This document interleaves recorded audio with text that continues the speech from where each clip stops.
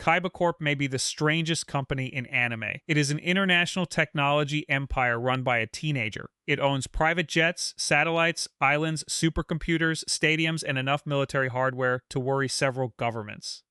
Its chief executive regularly leaves important meetings to play Duel Monsters. Major corporate disputes are settled through card games. Hostile takeovers sometimes end with 5 board members trapped inside a computer, and somehow none of that is the most interesting thing about it. Kaiba Corp matters because almost everything Seto Kaiba believes about himself is built into the company. His intelligence gave him control of it. His cruelty helped him take it. His obsession turned it into a gaming empire. His love for Mokuba gave that empire a purpose. Whenever somebody tries to steal Kaiba Corp, they are reaching for far more than money. They are challenging the story Seto tells himself about escaping Gozaburo Kaiba. The Duel Monsters anime returns to that challenge again and again. Pegasus, the Big Five, Noah, Gozaburo, Darts, and Siegfried all attack Kaiba Corp from a different direction. Some want its wealth, some want revenge, some want to prove Seto never truly escaped the man who raised him. By the end, the company has become one of the show's longest-running stories, even though most viewers remember it as the place that produces Duel discs. The manga handles it very differently. Kazuki Takahashi gives Kaiba Corp a darker beginning, ties it directly to Seto's first period as a villain, and largely resolves its family history before Duelist Kingdom. The anime cuts much of that beginning, introduces Seto after his company has already changed, and spends several original story arcs returning to the history it skipped. So the story of Kaiba Corp has 2 versions. In the manga, it is the weapon Seto inherits and briefly turns against Yugi. In Duel Monsters, it becomes the world Seto spends the entire series trying to reclaim from his father. If you enjoy these longer Yu-Gi-Oh! Essays, subscribe. There are a lot of differences between the manga and anime that seem small until they change the meaning of an entire character, and Kaiba Corp may be the clearest example. The story begins before Seto owns anything. Seto and Mokuba lose their parents when they are young and end up in an orphanage. Seto quickly understands that waiting for a kind adult is getting them nowhere. When Gozaburo Kaiba visits, Seto challenges him to chess and makes adoption the prize. Gozaburo accepts because he sees the boy as another opponent to crush. Seto wins, and he insists that Mokuba come with him. This decision saves the brothers from the orphanage and delivers them into a different kind of prison. Gozaburo runs Kaiba Corp as a weapons manufacturer. He believes intelligence exists to dominate people, business exists to destroy rivals, and defeat makes a person worthless. He forces Seto through a brutal education designed to create an heir. Games lose the warmth they had when Seto played with Mokuba. Every subject becomes another test. Every test carries the same lesson. A winner controls the future. A loser deserves whatever happens next. The company already existed as a monument to that belief. Its factories turned intelligence into weapons. Its board followed power. Its money allowed Gozaburo to treat adoption as succession planning. Seto enters the Kaiba family because Gozaburo sees a useful mind, and the boy survives by becoming more dangerous than the man evaluating him. One memory gives this history a direction. Before the adoption, Seto and Mokuba dream about building an amusement park for orphaned children. Seto draws it. Mokuba believes him. The park represents a future in which their intelligence can create the childhood they were denied. That idea will later become Kaiba Land.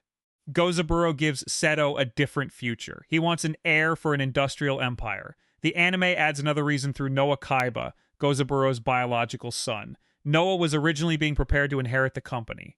After a fatal accident, Gozaburo places his mind inside a virtual world. Seto becomes a replacement heir, another gifted child pushed into a competition he never agreed to enter. Noah does not exist in the original manga. His presence changes the Kaiba family into a succession war spread across 3 sons. Mokuba carries the family name through loyalty. Seto takes the company through force. Noah believes blood gave it to him before either brother arrived. Gozaburo views all 3 according to their usefulness. Gozaburo eventually gives Seto a nearly impossible business challenge. Seto turns the test into the opening he needs. With the support of the Big Five, the company's senior executives, he gathers enough shares to threaten Gozaburo's control. His plan depends on the final 2% and on Gozaburo misunderstanding Mokuba. Seto deliberately makes his younger brother appear disloyal. He allows Gozaburo to believe that the bond between them has broken. Once Gozaburo feels secure, Mokuba gives his shares to Seto, pushing the takeover across the line. The board removes Gozaburo. Seto becomes the head of Kaiba Corp while he is still a teenager. It is an extraordinary victory, and it contains nearly every problem Seto will carry into the series. He defeats an abusive father. He also uses Gozaburo's methods to do it. Mokuba becomes a piece in the strategy, even though Seto's entire struggle began with a promise to protect him. The Big Five help Seto because they expect to benefit from the new regime. Seto accepts their support, gains control, and closes the weapons factories they once managed. The company changes industries almost immediately. Kaiba Corp abandons weapons and moves toward games, holograms, and virtual reality. On paper, this is the clean break. A military empire becomes an entertainment company. Technology built for destruction begins making monsters appear in stadiums. Seto still runs it with the emotional habits Gozaburo taught him. He humiliates subordinates. He treats loyalty as something he can demand. He sees cooperation as temporary and vulnerability as an invitation to be controlled. The product has changed. The person making the decisions is still learning what change requires. This is where the manga places Kaiba Corp at the center of Seto's original villain story. Before Duelist Kingdom, Manga Kaiba uses his wealth to collect 3 copies of Blue Eyes White Dragon through threats, financial ruin, and coercion. He builds Kaiba Land, yet the hidden heart of the attraction is Death Tea, a series of lethal games created to punish Yugi and his friends. The project costs 10 billion yen. Kaiba Corp's engineers recreate the sensation of shadow games through technology. Mercenaries, electric chairs, falling blocks, and artificial penalty games become attractions inside a park. The childhood dream has already been corrupted. Seto once imagined a place where children without families could experience joy. After Gozaburo, he creates a place where losing can kill them. He turns a weapons company toward games and carries the logic of a weapons company into the games themselves. This makes the manga's Kaiba Corp story painfully direct. Gozaburo taught Seto that losing means death. Seto builds an entire amusement park around the lesson. He believes he has defeated his father because his factories produce entertainment. Death Tea reveals how completely Gozaburo still occupies the structure of his thinking. Yugi defeats him and breaks apart the hatred inside his heart. Kaiba falls into a coma and mentally rebuilds himself piece by piece. When he returns during Duelist Kingdom, he is still proud, obsessive, and capable of terrible decisions. His relationship with Mokuba has regained its place at the center of him. The corporate empire stops being his main instrument of revenge and becomes something he has to defend. Yu-Gi-Oh! Duel Monsters begins much later in this process. The 2000 anime adapts the Duelist Kingdom era and compresses Kaiba's earlier history into a much cleaner introduction. The first episode combines several manga events. Kaiba hears about Solomon Muto's Blue Eyes, brings him to Kaiba Corp, defeats him with the holographic system, and tears up the card. Yugi challenges Kaiba and wins. Death Tea is gone. The deadly amusement park is gone. The first card theft and much of manga Kaiba's cruelty are reduced or reassigned. Viewers still meet an arrogant young executive who hurts an old man over a card. They do not meet the boy who spent 10 billion yen turning his company into a murder course. That omission changes Kaiba Corp immediately. The holographic arena looks like proof of Seto's genius. It establishes the company as a place where impossible technology becomes real. Its darker history exists somewhere behind him, though the anime has not earned that history yet. Seto appears closer to a cold rival who needs to learn humility. Manga readers have already seen him become a version of Gozaburo and build that resemblance into company property. The anime slowly restores the missing weight through corporate attacks. Pegasus is the first person to understand how exposed Kaiba Corp really is. The company's public value is tied to Seto's reputation as a gaming genius. He is the owner, inventor, spokesman, and champion. When Yugi defeats him, the loss creates an opening. Pegasus works with the Big Five and uses Mokuba's shares as part of his attempt to seize control. This conflict is present in the manga as well. Pegasus kidnaps Mokuba, takes Seto's soul, and forces the company toward a transfer. Seto reaches Duelist Kingdom because saving Mokuba and saving Kaiba Corp have become the same mission. He can surrender corporate power more easily than he can accept leaving his brother inside Pegasus's control. The situation exposes a weakness Gozaburo would have understood. Seto has concentrated Kaiba Corp around himself. Once he disappears, hostile executives can move against him. Once his gaming reputation collapses, corporate confidence follows it. He controls the majority of the company, yet the whole empire can still be destabilized by one duel. Yugi eventually defeats Pegasus and prevents the takeover. In the manga, the Big Five lose their move and leave the story. The company survives, and its internal politics become far less important after Duelist Kingdom. Duel Monsters refuses to let them leave so easily. After returning home, Seto confronts the Big Five over their alliance with Pegasus and prepares to remove them. They invite him to test Duel Monsters Quest, a virtual reality game developed through Kaiba Corp technology. The demonstration becomes another takeover attempt. They trap Seto inside the program and plan to use Mokuba to regain control. The irony is perfect. Seto converted Kaiba Corp into a gaming company to escape Gozaburo's world. His own executives turn a game into a weapon. A technology meant to create fantasy becomes a prison for its creator. The Big Five have learned that the easiest way to challenge Seto is to corrupt whatever he builds. Yugi, Joey, and Mokuba enter the virtual world to save him. By the end, Yugi and Kaiba combine Blackluster Soldier with Blue Eyes Ultimate Dragon to defeat Five-Headed Dragon. Kaiba Corp's first major anime original story closes with cooperation inside a system created by Seto and stolen by his employees. Seto never enjoys needing Yugi. The company keeps placing him in situations where isolation becomes impossible. His control saves him from Gozaburo. His inventions grow beyond anything one person can control. Engineers write the programs. Executives manage the divisions. Mokuba protects the company when Seto is absent. Yugi enters the machine when its owner cannot escape alone. The Big Five are trapped in cyberspace after their defeat. Battle City should leave them behind. Instead, the tournament is interrupted by the largest Kaiba Corp story in the anime. Noah takes control of Kaiba's blimp and pulls the finalists into a virtual world. He gives the Big Five another chance, this time with the promise of new bodies. Their resentment has grown beyond losing executive positions. Seto closed the weapons factories, rejected their authority, and treated them as disposable. Each man represents an old part of Kaiba Corp that refuses to disappear. The former military leadership wants the company back.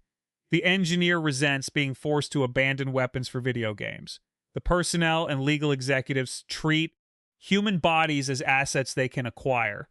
Their deckmaster duels make the revenge colorful. Yet the underlying fight is still about the direction of the company. Seto believes the matter is finished because he won the shares and changed production.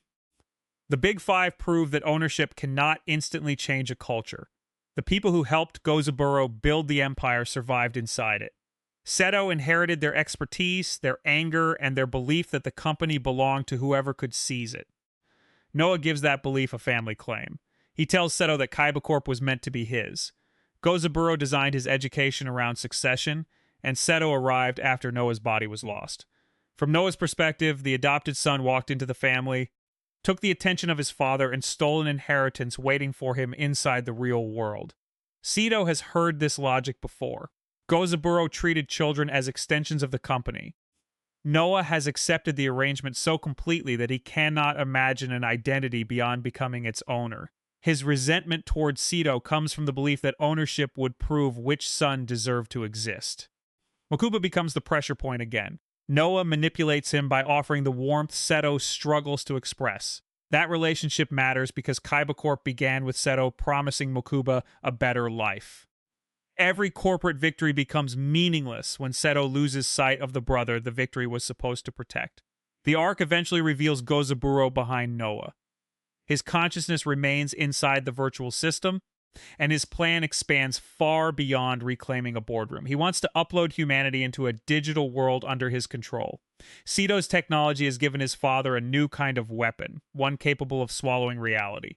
The manga allows Gozaburo's death to end his direct control. After Seto takes the company, Gozaburo jumps from the building. His final lesson is horrifyingly consistent. He told Seto that defeat means death, loses Kaiba Corp, and applies the rule to himself. Seto inherits the company and the psychological damage. The father becomes an absence that explains the son. The anime turns that absence into an active villain. Gozaburo returns through technology, confronts Seto, and forces him to fight the past as a literal opponent. Their duel uses Exodia Necros, a monster sustained by pieces that remain in the graveyard. That choice fits Gozaburo almost too well. His physical life is over. Separate traces of him keep the larger body alive. Seto defeats him and escapes as the underwater base is destroyed. Battle City continues. He presents the entire experience as an interruption. That response is typical Kaiba. He would rather blow up an island than admit it contains a memory capable of controlling him. The destruction still carries meaning. Kaiba Corp Island and its duel tower were built on an old military site. Seto uses the location to finish his tournament, and once the duel is over, he destroys the structure. The image is blunt. A monument to Gozaburo disappears while Seto and Mokuba escape in the Blue Eyes jet. For a moment, it feels as if Kaiba Corp has finally buried its first identity. Waking the Dragons asks whether the rest of the world is willing to forget. Alistair hates Seto because Gozaburo's weapons business destroyed his family and country. He does not care that Seto shut down the military factories. He sees the Kaiba name, the wealth created by those factories, and a young man still enjoying the power they purchased. From his position, Seto inherited the benefits and announced that the past was somebody else's responsibility. I think this is one of the anime's strongest additions to Kaiba's story. Seto genuinely changed the company. He was also able to make that change because he won an empire built through violence. Both facts remain true. Closing a factory can stop future harm. It cannot restore the people harmed by the weapons already sold. Alistair pushes the argument too far when he assigns all of Gozaburo's guilt to Seto. He needs a target, and the current head of Kaiba Corp is easier to reach than a dead industrialist. Seto responds with his usual refusal to apologize for another man. The duel leaves a harder question behind. How much responsibility comes with inherited power? Darts answers by taking Kaiba Corp himself. His organization acquires control, locks Seto out, and uses the company systems for its own plan. Kaiba has to break into his own headquarters with Yugi. The security he designed now treats him as an intruder. This keeps happening because Kaiba Corp is a giant version of Seto's personality. It is powerful, brilliant, defensive, and built around preventing betrayal. Every enemy finds a way to turn those defenses inward. Pegasus uses the board. The Big Five use virtual reality. Noah uses the network. Gozaburo uses uploaded consciousness. Darts uses ownership and security. Seto keeps discovering that complete control creates a single prize worth stealing. After Darts is defeated, Kaiba Corp's reputation has suffered. The company needs a public recovery. Seto returns to the oldest dream associated with its name and stages the KC Grand Championship at Kaiba Land. The setting deserves more credit than it usually receives. Duel Monsters finally gives Seto the version of Kaiba Land that Death Tea poisoned in the manga. Children come to see monsters, ride attractions, and watch great duelists compete. The park supports wonder instead of revenge. Seto remains impatient and rude, and he frames the tournament as business. The result still resembles the promise he made to Mokuba before adoption. Siegfried von Schroeder attacks that promise from the corporate world Seto now occupies. He comes from another wealthy family, develops competing hologram technology, and believes Kaiba stole the future that should have belonged to Schroeder Corporation. His revenge uses hacking, public embarrassment, and the tournament itself. Kaiba has finally built a gaming empire. So his newest rival attacks him through games. The Grand Championship repeats familiar ideas in a lighter form. A competitor wants to destroy Kaiba Corp. A brother becomes part of the plan. A virtual system becomes vulnerable. Seto has changed enough to handle the crisis without losing the company or sacrificing the park. He defeats Siegfried, protects the tournament, and keeps backups ready when the Golden Castle of Stromberg virus attacks the network. That backup may be a small detail, yet it says something useful about his growth. Early Kaiba builds one perfect system and assumes his control makes it untouchable. The later chief executive plans for somebody to get inside. He has lived through enough betrayals to prepare without letting preparation consume the purpose of the event. The anime ends with Kaiba Corp facing forward. Seto continues developing technology. Mokuba remains beside him. Kaiba Land exists as a real place. The company has survived its founder, its board, its forgotten heir, a digital resurrection, an ancient organization, and a corporate rival with spectacular hair. The original manga reaches a quieter ending because it never makes Kaiba Corp carry all of those battles. Its version is more concentrated. Gozaburo's weapons empire creates Seto's worldview. Seto takes the company through manipulation, corrupts Kaiba Land into Death Tea, and receives a psychological punishment from Yugi. Pegasus and the Big Five threaten ownership during Duelist Kingdom. Battle City displays the new company at full power through dual discs, the Blimp, and Kaiba Corp Island. After that, the corporate story recedes. Kaiba barely participates in the Millennium World events and returns at the end to continue building his future. The manga gives Kaiba Corp a sharper role in Seto's fall. The anime gives it a larger role in his recovery. Death Tea makes the manga version harder to forgive. Seto does not merely inherit Gozaburo's violence. He spends company money recreating it as entertainment and aims it at children who embarrassed him. His later improvement has to begin from that ugliness. When he protects Mokuba and helps Yugi, the audience can measure the distance from the person who built the park. Duel Monsters softens the starting position and expands the struggle. Anime Kaiba repeatedly faces people created by the company's past. He has to protect the gaming empire from the military executives he displaced. He has to defeat the heir he replaced. He has to confront the father whose methods he used. He has to hear from a victim of the weapons sold under his family name. He has to complete Kaiba Land without turning it into another Death Tea. This version is less clean and sometimes obviously shaped by anime original arcs filling space between manga storylines. The repeated takeovers can become funny. Kaiba Corp changes hands so often that the shareholders must wake up every morning and check which supernatural organization owns the building. The repetition creates a consistent idea anyway. Seto can win the company in one afternoon. Transforming what it means takes the rest of his life. That is the story of Kaiba Corp in Duel Monsters. It begins as Gozaburo's belief that intelligence should create power. Seto takes that power and redirects it toward games. His first instinct is to preserve the same hierarchy with himself at the top. Every major attack removes another illusion of control. Money cannot secure loyalty. Technology cannot erase history. Ownership cannot settle family pain. A new product cannot automatically create a new culture. The company improves whenever Seto remembers the purpose that came before the competition. He wanted to protect Mokuba. He wanted to build something for children who understood what the orphanage felt like. He wanted games to produce a world larger than the one Gozaburo offered him. By the end, Kaiba Corp still looks absurd. Its satellites support card games. Its jets resemble dragons. Its tournament infrastructure could probably run a small country. Seto has never believed in doing anything at a reasonable scale. Underneath all of that excess is a simple act of reclamation. Gozaburo took a child who loved games and taught him to build weapons out of everything. Seto inherited the weapon factory, survived becoming part of it, and spent years forcing the machinery to create games again. The manga tells that story through one terrible amusement park and the long consequences of Yugi breaking Kaiba's heart apart. The anime turns the company into an ongoing character and makes every hostile takeover another argument with Gozaburo.